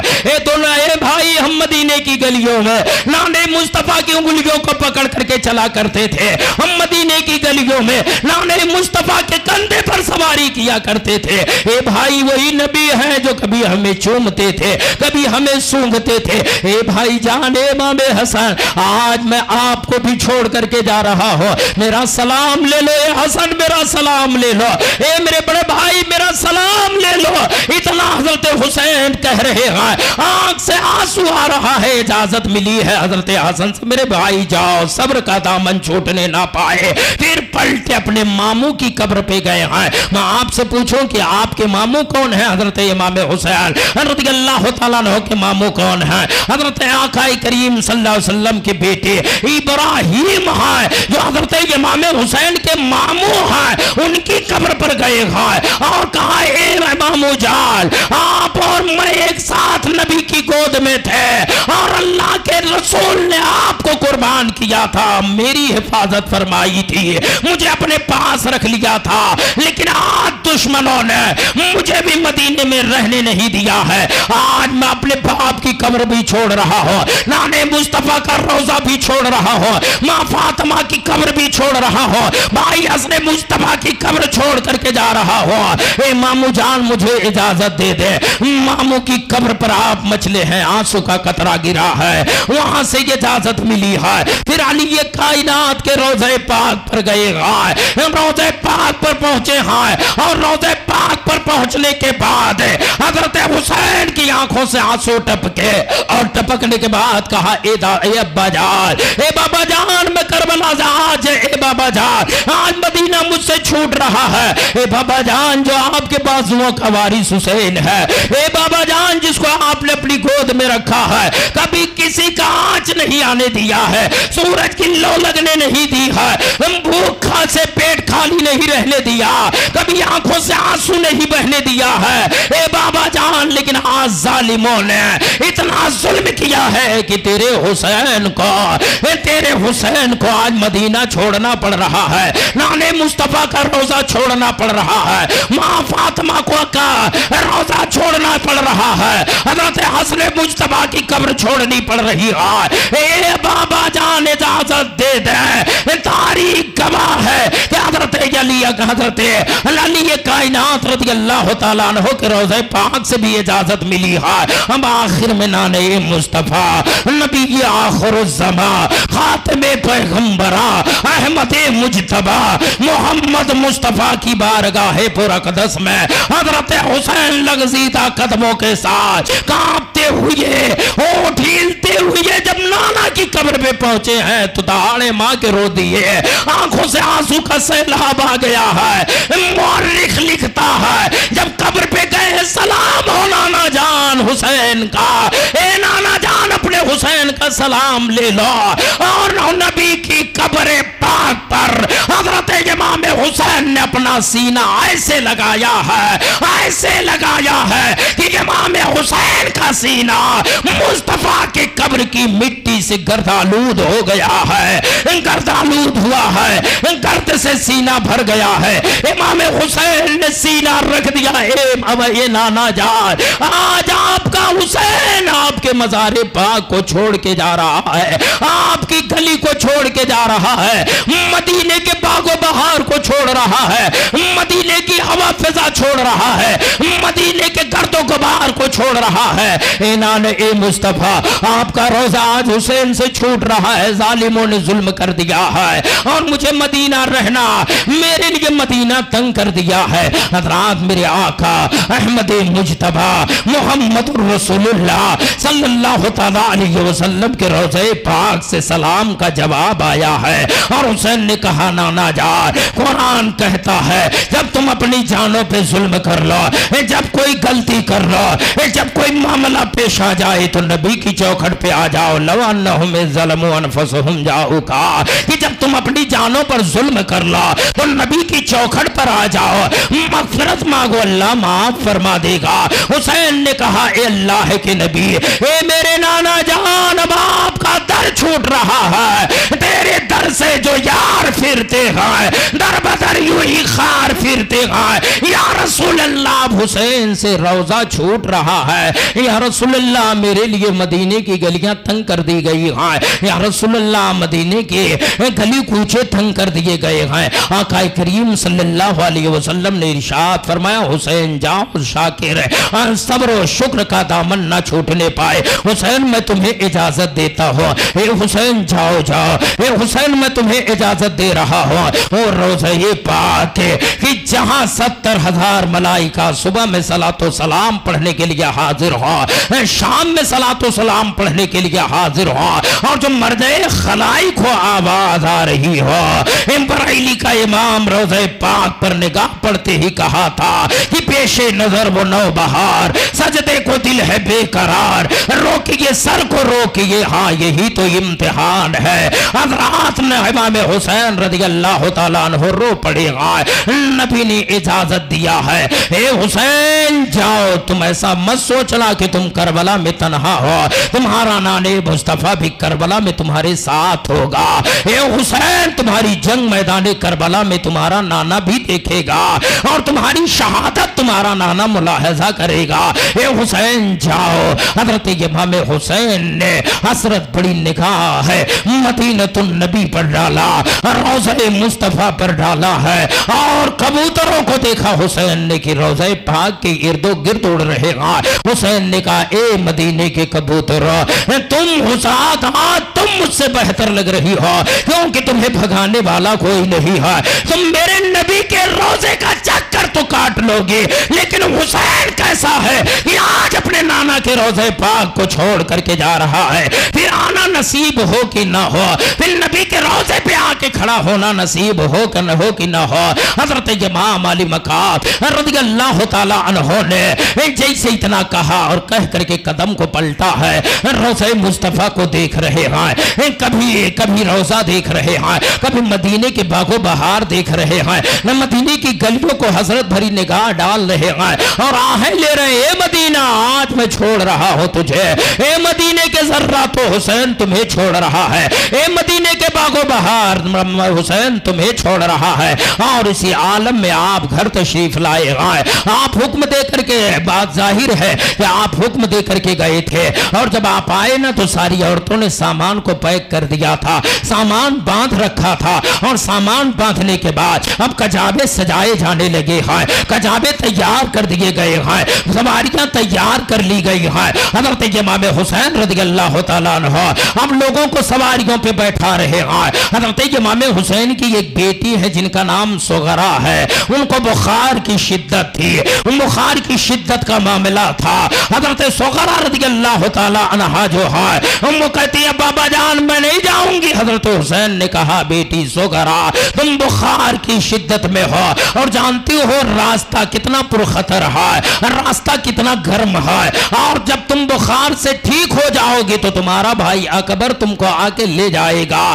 بیٹی نے آنکھوں میں آنسو لیا ہے, بیٹی نے آنکھوں میں آنسو بھر لیا. بابا جان یہ آپ سمجھتے اے مسلمانوں سنو, اگر آپ کے پاس اللہ نے بیٹا اور بیٹی عطا کیا ہو, اگر آپ کے بھی چھوٹے چھوٹے بچے اور بیٹیاں اللہ نے عطا فرمایا ہو تو ذرا ملاحظہ کرائیں. حضرت سغرا نے کہا تھا بابا جان آپ مجھے کیوں نہیں لے کر کے جا رہے ہیں, کیا آپ کو یقین ہے کہ میں راستے میں پانی مانگوں گی؟ نہیں بابا جان, اگر آپ مجھے اس لیے نہیں لے کر کے جا رہے ہیں کہ میں راستے میں آپ سے پانی مانگوں گی تو وعدہ کرتی ہوں بابا جان آپ سے راستے میں پانی نہیں مانگوں گی, اور اگر آپ یہ سوچتے ہیں کہ میں کھانا مانگ لوں گی بابا جان تو آپ کی سغرا راستے میں کھانا نہیں مانگے گی. اے بابا جان اگر سواری پر جگہ نہیں ہے تو میں اپنے بھائی عکس کر کے گھوڑے کی لگام پکڑ کر آگے آگے چلوں گی، لیکن مجھے مدینہ اکیلا چھوڑ کر کے نہ جایا جائے، مجھے ساتھ لے کر کے جایا جائے۔ قسم خدا کی او حسین تیری ہمت کو سلام، اے حسین تیرے وقار کو سلام، اے حسین تیری معاذہ تیری جرات کو سلام، اے حسین تیرے عزم کو سلام۔ ایک بیٹی نے رویا تھا، سوگرا نے روک رو کر کے کہا تھا بابا جان اگر آپ چاہتے ہیں نا کہ میں آپ سے راستے میں کھانا مانگوں گی تو وعدہ کرتی ہوں کہ راستے میں کھانا نہیں مانگوں گی، اگر آپ چاہتے سوچتے ہیں کہ میں راستے میں مجھے پیاس لگے گی اور میں پانی طلب کروں گی تو میں پانی آپ سے نہیں مانگوں گی، اور اگر سواری پر جگہ نہیں ہے تو آپ علی اکبر کے گھوڑے علی اصغر کے گھوڑے کی لگام مجھے دے دیں، میں ان کی خادمہ بن کر آگے آگے چلوں گی۔ یہ کون بول رہا ہے؟ یہ نبی کے نماز ہے، حسین کی شہزادی سغرا بول رہی ہے، بے اجازت، جن کے گھر جبریل بھی آتے نہ تھے۔ ارے قدر والے جانتے ہیں قدر شان اہل بیت، حضرات وہ سغرا کی آواز تھی۔ حضرت امام حسین نے سمجھایا، امام حسین نے کہا بیٹی تم بخار میں ہو، تمہیں لے جانا ٹھیک نہیں ہے۔ اے بیٹی اگر میں لے کے جاتا ہوں تو بخار کی شدت بڑھ جائے گی، بخار دوسرا رخ اختیار کر لے گا اور آپ کو تکلیف ہوگی، اس لیے آپ یہیں پر ٹھیک ہو جاؤ، اس کے بعد آپ کا بڑا بھائی اکبر آ کر کے آپ کو لے کر کے چلے جائیں گے۔ تب بھی تسلی حضرت سغرا کو نہیں ہوئی ہے، آپ دروازے پہ بیٹھ جاتی ہیں۔ یاد رکھو مسلمانوں یہ دروازے پہ کون ہے؟ اس فاطمہ کی نوازی ہے جس کا ایک بال زمانے نے نہیں دیکھا تھا، ماہ مہر نے جس کے ایک بال کی زیارت نہیں کر پائے تھے، جس کا آنچل نہ دیکھا، ماہ مہر نے اس ردائے لطافت کے لاکھوں سلام۔ آج اس کی بیٹی سغرا دروازے پہ بیٹھ کر اپنے بابا کا قافلہ چلتا ہوا دیکھ رہی ہے، تنہا مدینے میں چھوٹی ہوئی ہے اور قافلہ جاتا ہوا نظر آ رہا ہے۔ کبھی حسین کے گھوڑے کے اڑتے ہوئے گرد کو دیکھ رہی ہے، کبھی حضرت اکبر کے گھوڑے کے اڑتے ہوئے گرد و غبار کو دیکھ رہی ہے، کبھی قافلہ کے اڑتے ہوئے گرد و غبار کو دیکھ رہی ہے۔ آنکھوں سے آنسو کی لڑیاں بہ رہی ہیں، آنکھوں سے آنسو کے قطرات بہ رہے ہیں، اور اس کے بعد ایک وقت آیا ہے کہ یہ قافلہ چلتے چلتے حضرت سغرا سے روپوش ہو گیا ہے۔ حضرت سغرا رضی اللہ تعالیٰ عنہا مایوس ہو کر کے گھر کے اندر چلی جاتی ہیں۔ یاد رکھو مسلمانوں یہ کوئی اور نہیں ہے، یہ اہل بیت مصطفیٰ ہے، یہ کوئی اور نہیں ہے۔ ارے جبریل جس کے گھر کا خادم ہو وہ شان اہل بیت رکھتے ہیں۔ آج اتنی پریشانی کے عالم میں سفر کیا جا رہا ہے، بیٹی کو چھوڑ کر حسین مدینے سے مکہ جا رہے ہیں۔ یاد رکھو میں بھی اولاد والا ہوں، آپ بھی اولاد والے ہیں۔ اگر آپ کہیں جا رہے ہو بیٹا بس ضد ہو جائے نا، اگر بیٹا یا بیٹی ضد پر آ جائے آنکھوں میں آنسو لے لے تو باپ کا دل پگھل جاتا ہے، باپ کی کا دل پگھل جاتا ہے، اور شفقت محبت پدری جوش میں آتی ہے۔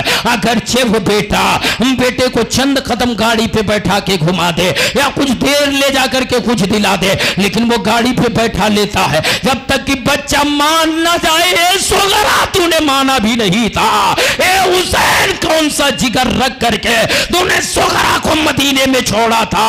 بہرحال مسلمانوں تمہید بڑی لمبی ہے، تاریخ بڑی لمبی ہے، صرف میں آپ کو اتنا بتاؤ کہ امام علی مقام کا قافلہ چلتا ہوا منزل با منزل مدینہ سے مکہ کی طرف چل رہا ہے۔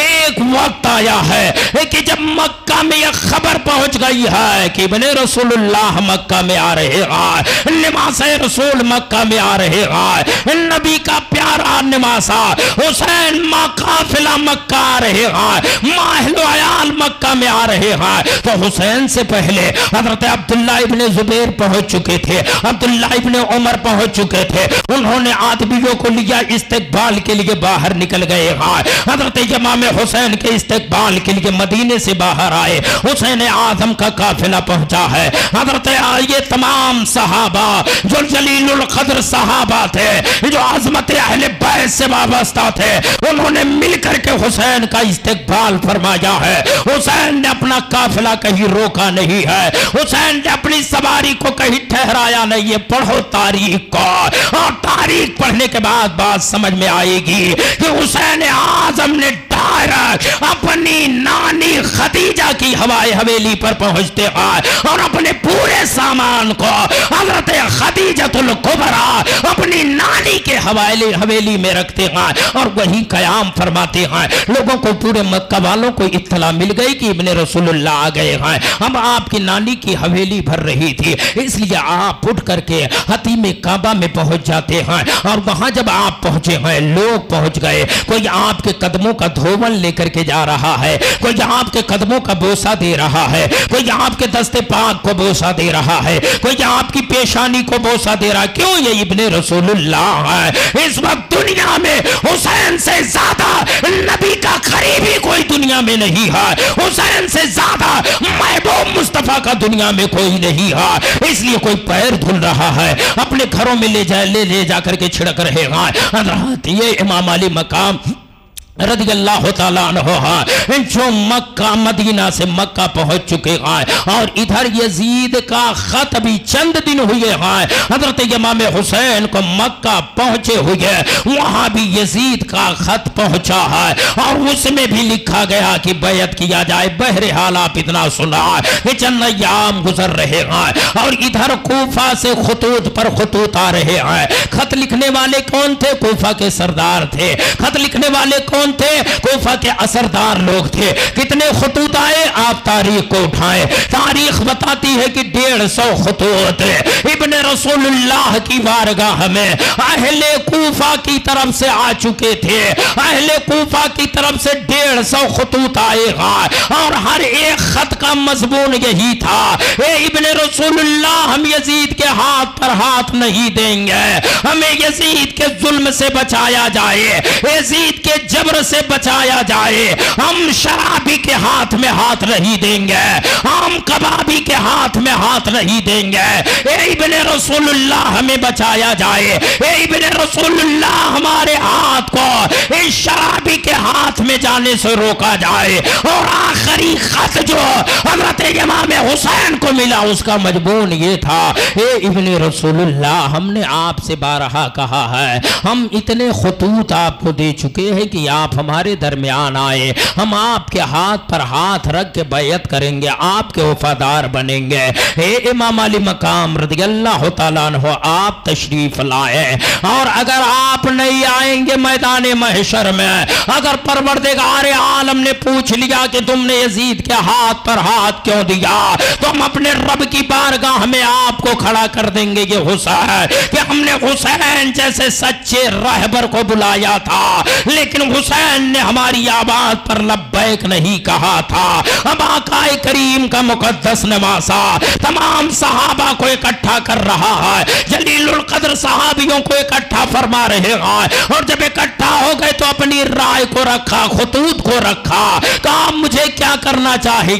تو جانتے ہو اس میں جو جلیل القدر صحابہ تھے, جو سوجھ بوجھ سے بھرے پڑے ہوئے تھے, جو تجربہ کار تھے, انہوں نے کہا حسین ہم ان کی بے وفائیوں کو جانتے ہیں, حسین ہم ان کی دغابازیوں کو جانتے ہیں, اور ہماری رائے یہ ہے کہ ابن رسول اللہ آپ کوفہ ہرگز تشریف نہ لے جائیں. اے ابن رسول اللہ, آپ کوفہ نہیں جائیں گے.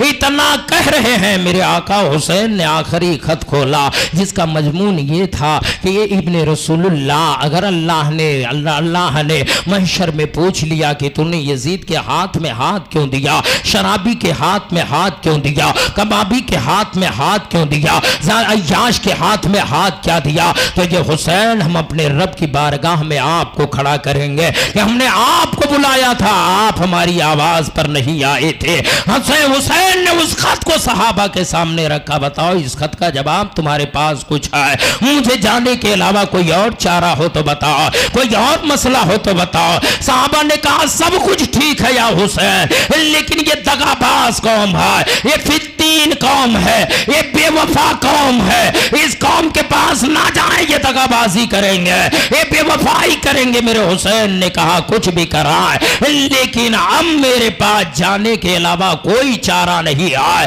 میرے پاس اب عذر شرعی موجود نہیں ہے۔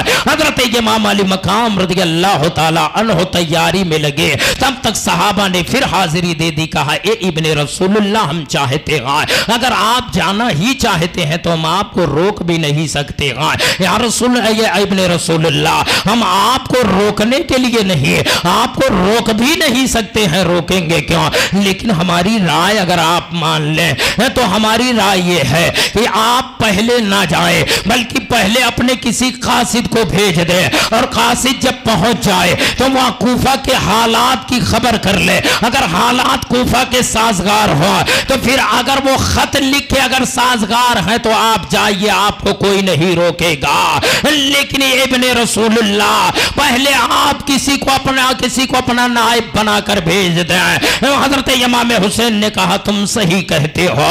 حضرت امام حسین نے مسلم بن عقیل کو بلایا اور بلانے کے بعد کہا اے میرے بھائی مسلم بن عقیل، آپ کو صبح کوفہ جانا ہے، آپ صبح سویرے آپ یہاں آ جائیں۔ حضرت مسلم بن عقیل صبح ہوتے ہی آ گئے، پیچھے پیچھے ان کے دو بچے بھی آ گئے۔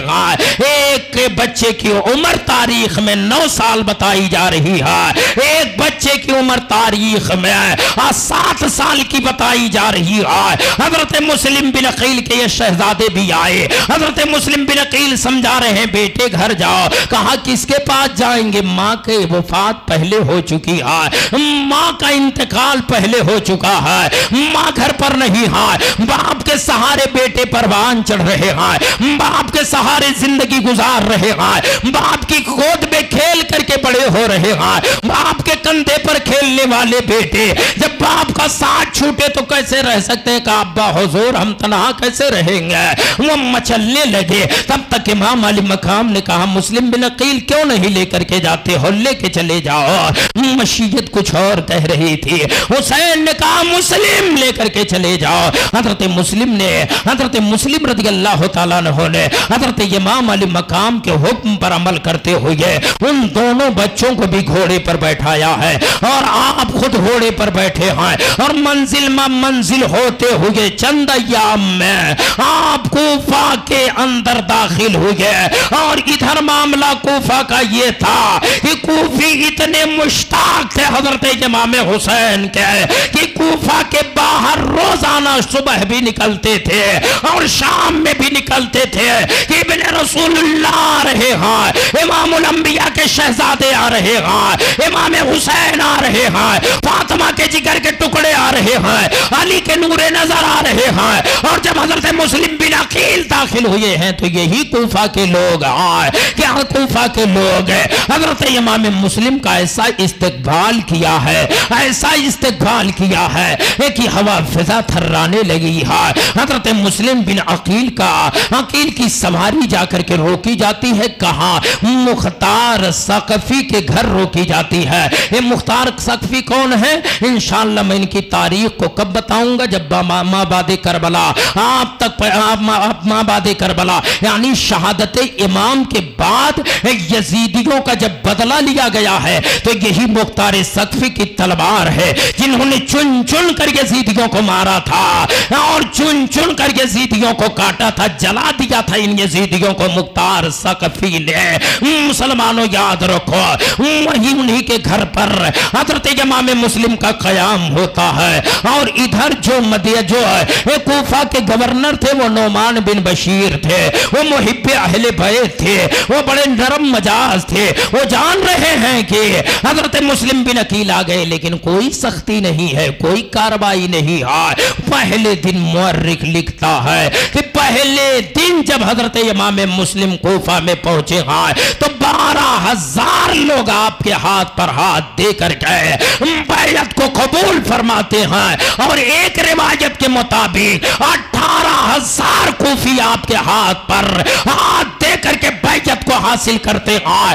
اور جب اس انداز کو آپ نے دیکھا ہے, یہ محبت آپ نے دیکھا ہے, کوفی آپ کا قدم دھل رہے ہیں, قدموں کو دھل دھل کر کے اپنے گھروں میں چھڑکاؤ کر رہے ہیں. یہ ابن رسول اللہ ہے, یہ نماز رسول ہے, یہ فاطمہ زہرا یہ ہے, نبی کریم کی آل ہے. پیروں کو دھلا جا رہا ہے, قدموں کو دھلا جا رہا ہے, گھروں میں چھڑکاؤ کیا جا رہا ہے. 12,000 یا 18,000 لوگ حضرت امام مسلم کے ہاتھ پر ہاتھ دے کر کے بیعت کو قبول کر لیتے ہیں. حضرت امام مسلم نے جب یہ دیکھا کہ 18,000 کوفی مسلم کے ہاتھ پر بیعت کر چکے ہیں, تو حضرت امام مسلم نے بیٹھ کر کے مختار ثقفی کے گھر یہ خط لکھا تھا, اے ابن رسول اللہ 18,000 کوفی آپ کے نام پر میرے ہاتھ پر بیعت کر چکے ہیں, اور یہاں کے حالات سازگار ہیں, یہاں کے حالات اچھے ہیں. اے ابن رسول اللہ آپ ضرور تشریف لائے. اتنا لکھ دیا ہے آپ نے, اور قاصد کو دے کر کے خط روانہ کر دیا ہے, لیکن مشیت خداوندی کچھ اور کہہ رہی ہے. اب بھی حضرت امام مسلم جو ہے کوفہ کے اندر ہے, اور ایک یہودی ان نسل تھا, انہوں نے یہ خبر یزید کے دربار میں پہنچا دیا. یہ مسلم آئے ہوئے ہیں, یہ مسلم آئے ہوئے ہیں نائب بن کر حضرت امام حسین کے, اور 18,000 کوفی ان کے ہاتھ پر بیعت کر لیے گئے. اگر معاملہ ایسے ہی چلتا رہا تو اے یزید چند دنوں میں تیرے تخت کو الٹ پلٹ کر حضرت مسلم رکھ دیں گے, اور تیری سلطنت کا خاتمہ ہو جائے گا. اس لیے حضرت مسلم کو روکا جائے. تب یزید دمشق کے دربار میں بیٹھا ہوا ہے, اور سامنے لوگ بیٹھے ہوئے ہیں. اعلان کرتا ہے کوئی جو جا کر کے کوفہ کی گورنری کو سنبھالے اور نعمان بن بشیر کو معزول کرے. مسلمانوں کئی لوگ کھڑے ہوئے, یزید نے قبول نہیں کیا. اس میں کئی لوگ کھڑے ہوئے تھے کہ ہم کوفہ کے گورنر ہو جائیں. یزید نے بیٹھا دیا, دوسرا کھڑا ہوا بیٹھا دیا. عبید اللہ ابن زیاد کھڑا ہوا. یزید جانتا تھا کہ عبید اللہ ابن زیاد بڑا سخت مجاز آدمی ہے, یہ ہر کام میں سختی برتتا ہے. کہا تم ہو جو کوفہ کے گورنر بننے کے لائق ہو, اسے کوفہ کا گورنر بنا کر کے یزید نے عبید اللہ ابن زیاد کو ایک لیٹر لکھا, ایک خط لکھا جس میں نعمان بن بشیر کا معزولی نامہ تھا, یعنی وہ عہدے سے ہٹائے جانے کا حکم تھا, اور مختار ثقفی کو گورنری دینے ان کا حکم اس میں جاری کر دیا تھا. یہ جانتے ہو, مختصر آپ سن لے, کافی ٹائم گزر گیا ہے, میں آپ کو مختصر راستے سے لے کر کے چلو کہ جب یہ عبید اللہ ابن زیاد جو ہے یہ چلا ہے یزید کے دربار سے ہوتے ہوتے منزل بمنزل, جب کوفہ کے قریب پہنچا ہے تو اس نے راستہ بدل دیا. جانتے ہو راستہ بدلنے کا کیا مطلب؟ ادھر حضرت امام مسلم نے حضرت امام حسین کو خط لکھا تھا, اور یہ سارے کوفی انتظار کر رہے تھے کہ حضرت امام علی مقام تشریف لا رہے ہیں, ابن رسول اللہ تشریف لا رہے ہیں, فاطمہ زہرا کے نور نظر تشریف لا رہے ہیں, فاطمہ زہرا کے دل کا چین تشریف لا رہا ہے. حضرات یہ منتظر ہے, اس نے راستہ بدل دیا, یعنی جو راستہ قادسیہ سے آتا تھا اس راستے کو گاؤں کے کوفہ کے باہر ہی چھوڑ دیا, حجاج کے راستے کو اختیار کیا.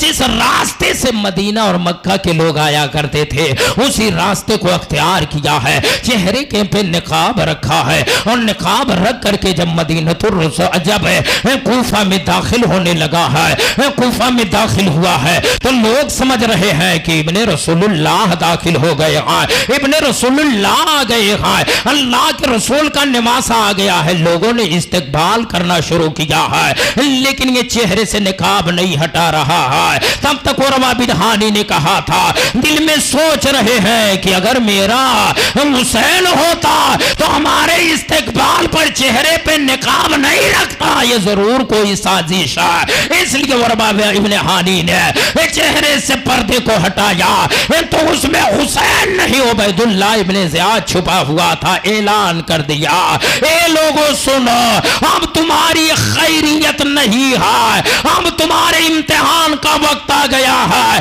کیونکہ یہ حسین نہیں عبید اللہ ابن زیاد آ گیا ہے. یزید کی طرف سے نیا گورنر آ گیا ہے. डायरेक्ट गवर्नमेंट हाउस में दाखिल हुआ और पहुंचते पहुंचते जो पहला फरमान जारी किया है और नुमान बिन बशीर को तलब फरमा लिया। और नुमान बिन बशीर को तलब फरमाने के बाद कहा तुम्हें मालूम है कि इब्ने रसूलुल्लाह का खलीफा बनकर इमाम मुस्लिम कूफा में है, तुम्हें खबर नहीं है? का खबर है। कहा फिर रोका क्यों नहीं? कहा इसलिए नहीं रोका कि महले मोहब्बत महले बैत का एहतराम करता हो, मैं खानदानी रसूल का एहतराम करता हूँ, ज़हरा के कली के फूलों का एहतराम करता हूँ, इसलिए मुझसे नहीं हो पाया कि मैं उन्हें डांट दूं या उन्हें रोक दूं, ये मुझसे नहीं हो पाएगा।